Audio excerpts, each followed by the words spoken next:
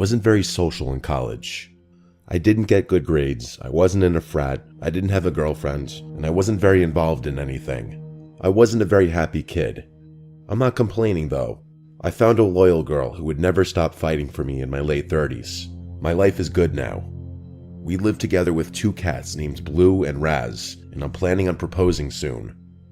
Like I was saying though, I wasn't in a frat, so generic frat parties were kind of off the table for me. I still wanted to have fun though. I mean, who wouldn't? My friends Bryson and Ian were in the same boat. We spent most weekends killing time in Bryson's dorm. That being said, we took every chance we got when it came to parties. Most of the parties we were lucky enough to go to were off campus, meaning they weren't associated with any of the frats or the school itself. One time we actually drove over an hour just to go to a party. It's safe to say we were pretty desperate. One Friday afternoon, Ian texted the group chat saying the girl he was talking to knew of a party not that far away. Ian tended to attract the strangest girls. I'm sure you know the ones I'm talking about. Bryson joked that he didn't want to go to some death metal, emo anime party, which I kind of agreed with. Ian was pretty adamant though, and convinced us that this would be a normal party. It's not like we had anything better going on. Bryson convinced his brother Chris to be our designated driver. Chris didn't drink anyway, and said he'd be down for a party, so everything was looking good. As we were driving to the party, Ian started complaining about the girl he was talking to. He said she hadn't answered him in hours, which honestly wasn't too surprising considering the kind of guy Ian was. He was actually pretty torn, and said he was having second thoughts about even going, which seemed like an overreaction. We were already 30 minutes deep, so we weren't just gonna go turn around and go home. We told him to suck it up and not let it ruin the night. After a few more minutes, Ian said Callista's profile disappeared from his phone altogether. We broke it to him that he had been blocked and she probably decided to go to the party with someone else. He pouted for the rest of the drive. When we reached the party, we instantly knew we'd made the right choice. The house was massive, especially compared to the rest of the houses on the block. Ian didn't want to go in just yet, saying he needed a buzz to take his mind off the situation. Bryson and I didn't object to drinking, so we told Chris to park a little further down the street so we could pregame outside the car. We killed a few of the beers we had brought with us and watched as people entered the house in droves. It honestly looked like a pretty lit party. Once Ian was satisfied with his buzz, the 4 of us started making our way over to the house. As soon as we stepped inside, I could tell something was off.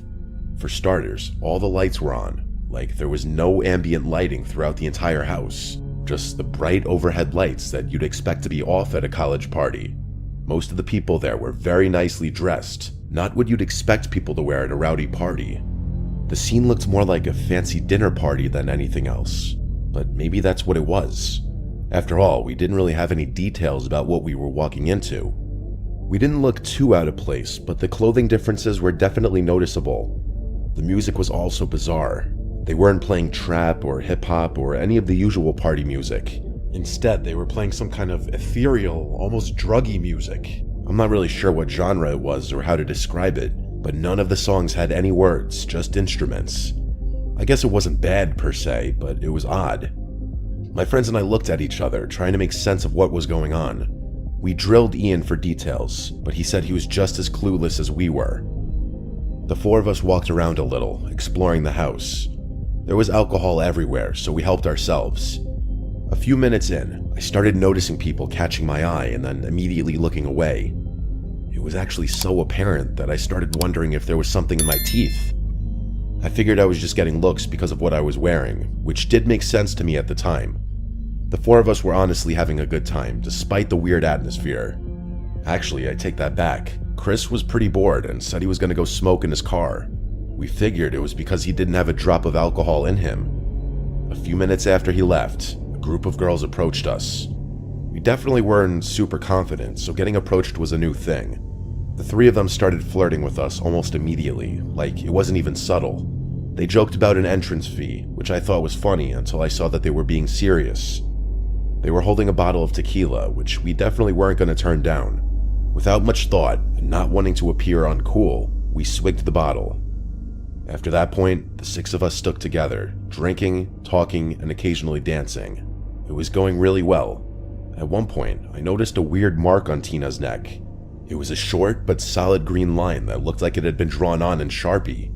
The line was pretty thin, and I probably wouldn't have noticed it had I not been standing so close to her. I debated asking her about it, but decided against it to avoid potentially offending her. It might have been a birthmark or something like that. Once I had seen it though, I couldn't unsee it. It just looked so unnatural, and green of all colors. Who wears green makeup? It couldn't have been a makeup smear. I decided to let it go and continued flirting with her, wondering where things would end up. Eventually, I saw Bryson and the girl he was with begin to wander off upstairs, which I was happy about. Pretty soon afterwards, I noticed Ian and his girl also walking towards the stairs. I was nervous to ask Tina anything suggestive because I didn't want to mess anything up.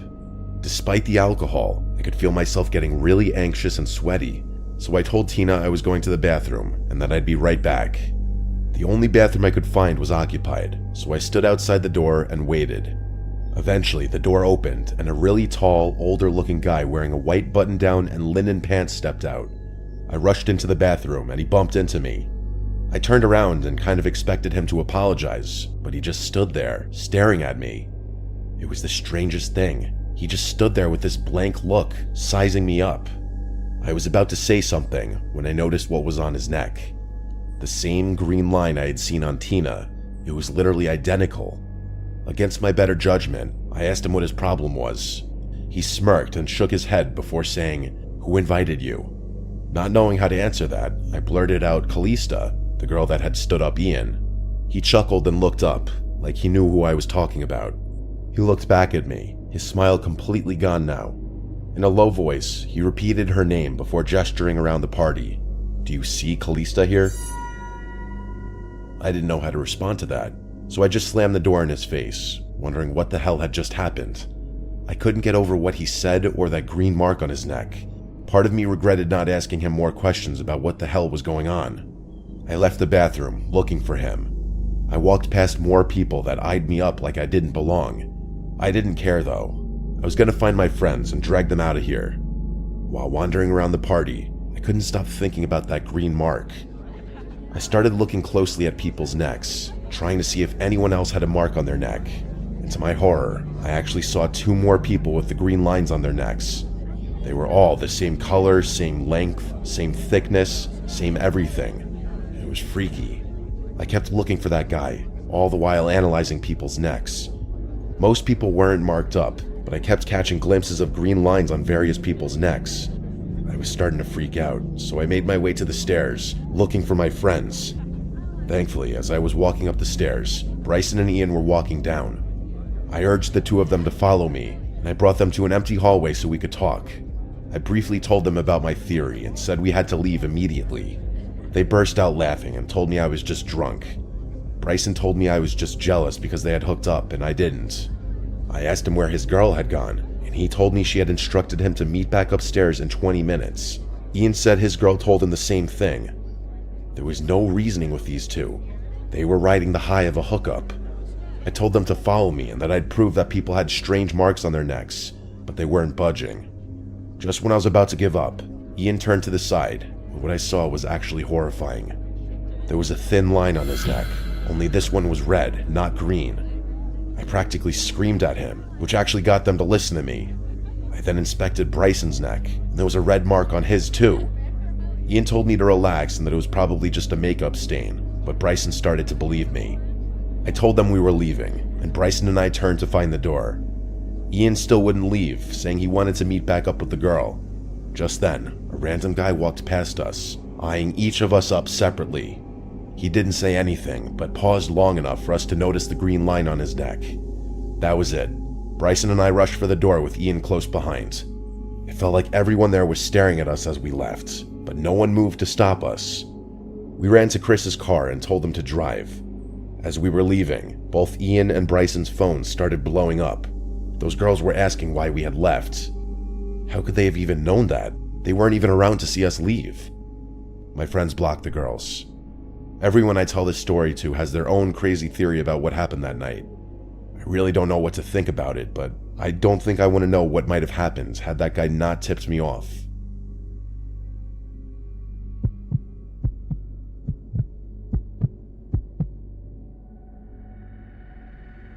I'm a graduate student studying civil engineering at Purdue University. I actually started a few months ago. I was in a good place, all things considered. Classes were going well, I made a couple friends, and the apartment I found was decently priced. The landlord was pretty sketchy though. I had a car and lived pretty far away from campus, but I liked driving. The only downside, it was a sketchy part of town, but I didn't care much about that. I'm a guy in my mid-20s, so I figured I could handle myself. Yeah, things were a little boring, but I was there for a degree and not a party. Everything was pretty normal, until the day my backpack got stolen. I had left it on a table in a random hall to go to the bathroom like an idiot. By the time I got back, it was gone. Of course, that specific lecture hall didn't have cameras, so there was literally nothing I could do. I was more annoyed than anything.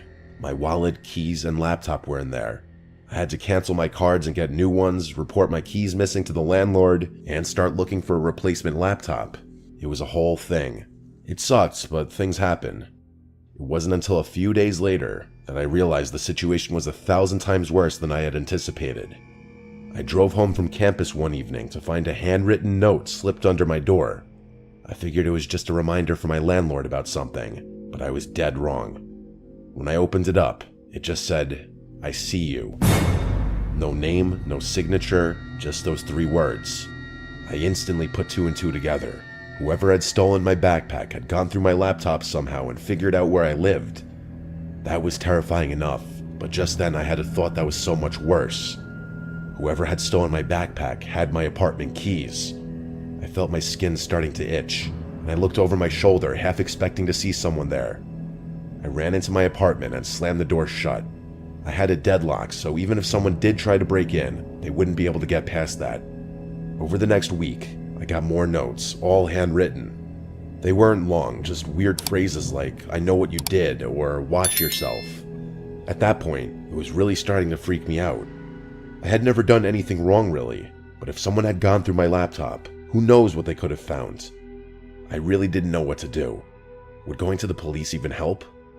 I figured I'd wait it out a little longer, hoping whoever was messing with me would get bored. One night, I was getting ready for bed when I noticed something. It was dark outside and my blinds were half closed, but I could have sworn I saw a flash, like someone took a picture of me. I quickly pulled the blinds down, but my heart was racing. There was no one there. Things didn't stop there. I started noticing small things around my apartment, things being moved. At first, I thought I was just being careless. My shoes would be in a different spot, or my coat would be draped over the chair instead of hung up. It was little things that I could explain away if I really tried. But then, one day, I came home to find my bedsheets stripped off and my room completely turned upside down. My dresser drawers were pulled out, my books scattered across the floor. It looked like someone had torn through the place. I called the cops, of course, but they didn't do much. No forced entry, nothing stolen, so there was not much they could do apparently. I asked my landlord to change the locks, but he said it would take at least 2 days to get someone out. I begged him to make it happen sooner, but he shrugged it off, saying it wasn't an emergency. I felt betrayed. How in the world could this guy not think that this was an emergency? I kept pressuring him to do something, but he eventually stopped answering, no matter what I said. That was literally yesterday as I'm writing this. I barely slept at all last night, even though I was safe with the deadlock in place. I'm thinking of changing the locks myself, but I'm not sure how I could even do that without causing expensive damage. I called out of all my classes this morning because I'm afraid to leave my room. I'm still here, writing all this down. I'm prepared to confront whoever it is if they come back. I'm sure if they went through my laptop, they would know my class schedule. Maybe I'll hide somewhere and get the jump on them if they try to enter while I'm supposed to be at class. I think that's what I'm gonna do. I'll give an update when I can.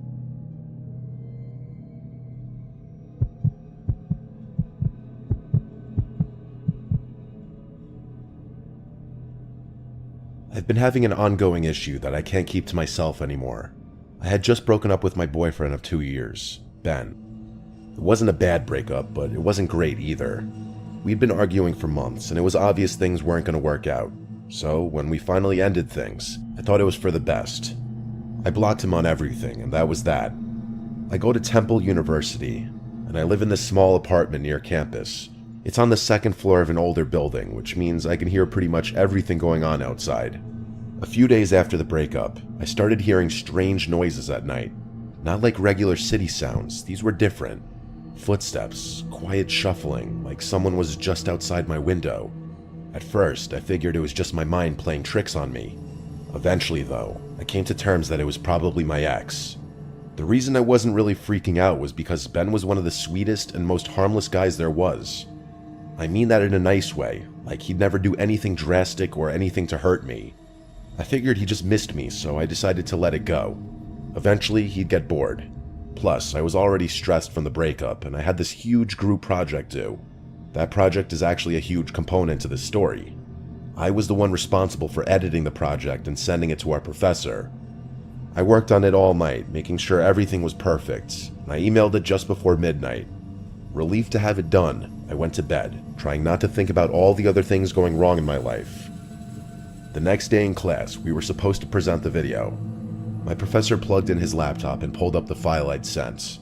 I was nervous, but I was also kind of proud of what we'd done. I had a lot of experience with Adobe products, and I knew our video was probably a cut above all the other groups. And then the video started playing, and my stomach dropped. It wasn't our project. Instead, there was this grainy video of someone wearing a scream mask. The person wasn't just sitting there, they were talking. They were saying horrible things about me, my professor, the government. It was disgusting. I don't even want to repeat what was said. That's how sick it was. My professor let the video play out a little longer than he should have, probably because he was also in shock. When he did pause it though, his face was pale. I was frozen in place. I have never been so mortified in my life. I was literally frozen. I wanted to cry, but I couldn't. I could barely breathe. I felt hundreds of eyes on me. The rest of the class was staring at me.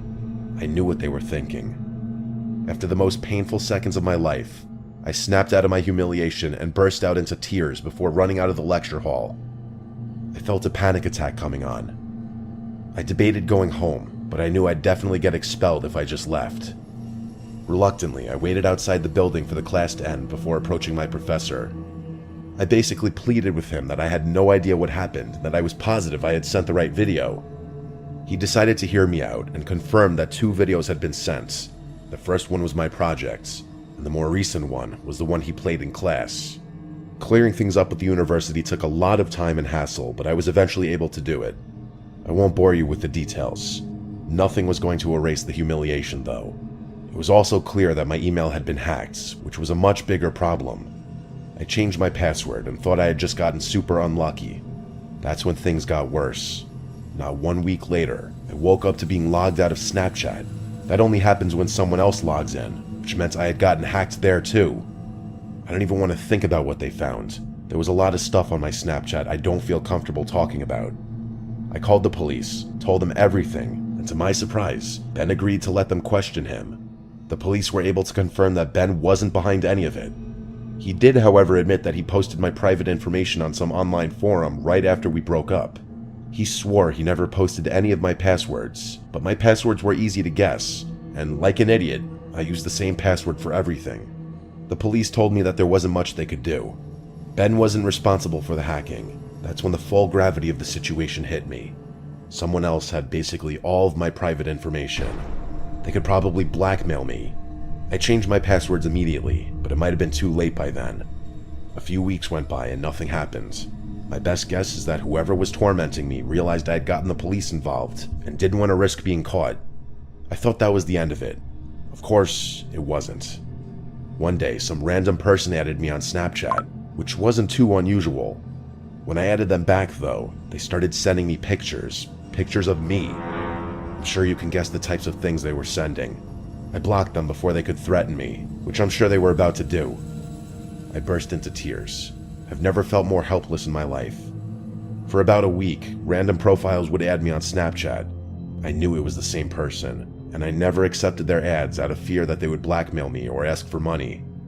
This has been ongoing for about a week now, and I don't know what to do. There's literally no evidence or any way I can track this person. The police don't have enough information to get involved, and it's not like they could do anything anyway. The worst part is they literally know my address and whatever else about my personal life. If I keep ignoring their Snapchat ads, they might do something drastic. They've already lurked outside my apartment. I wouldn't put it past them to go further. I'm praying that they get bored and just quit. For any young ladies listening, be careful about what kind of pictures are on your phone. I don't know if this will ever end.